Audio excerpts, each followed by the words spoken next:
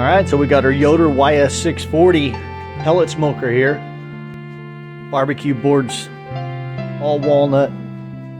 Board pair for the Yoder 640.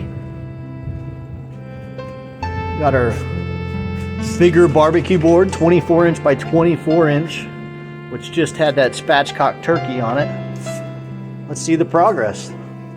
Just threw it on. Oh boy, there she is. It's gonna cook very nicely, evenly, and a bit faster since it's spatchcocked, which is good because I'm hungry. So we're gonna initially start this thing at 350. Gonna run it for about an hour and a half, get some smoke on it. And we're gonna crank this thing up to 425 for the remainder of the cook.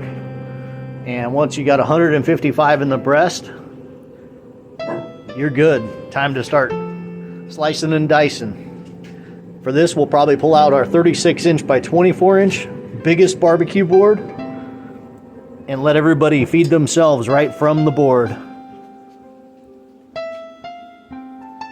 Everything's available on the website.